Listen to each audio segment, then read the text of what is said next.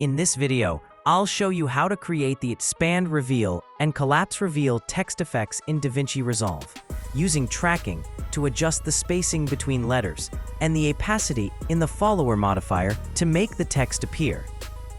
First, go to the Effects menu, open the Titles panel, and drop a Text Plus effect onto the timeline.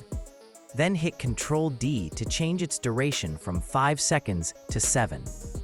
Finally, type in your text and pick any font you like.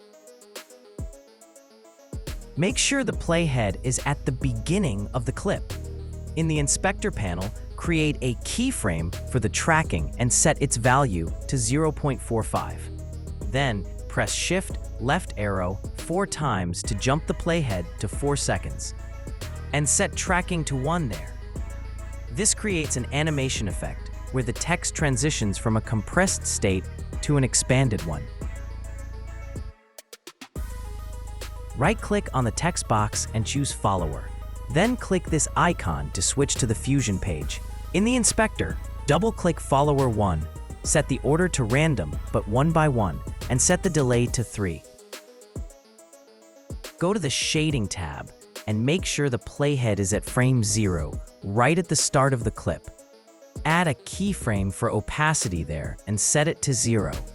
Then move the playhead to second 4, for me, that's frame 120, and set opacity to 1. And boom, you've got the effect done.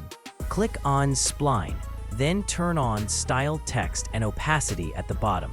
Hit the Zoom to Fit icon so you can see the whole curve. Select all of it, then hit the first button at the bottom, Smooth, or just press S. Do the same thing for the character spacing speed curve, so instead of a flat, linear move, you'll get a smooth effect.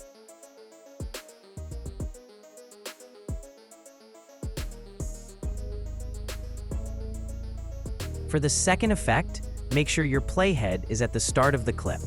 Then add a keyframe for tracking and set it to 7, so only 1 letter stays on screen while the rest move out. Next, move the playhead to the 3rd second, or just hit Shift plus left arrow 3 times, and set tracking back to 1 to bring all the letters back onto the screen. From here on out, you should repeat the exact same steps as before. Right-click on the text box, select Follower, then switch over to the Fusion page. Set the delay to 3, and set the order to random, but 1 by 1. Now go to the Shading tab. Set the opacity to 0 at frame 0. Then, at the 3rd second frame, change the opacity to 1. And finally, just like before in the spline, change the speed curves to smooth. Hope you enjoyed the video. I'd really appreciate it if you subscribed to the channel and shared your comments and experiences with me in the comments.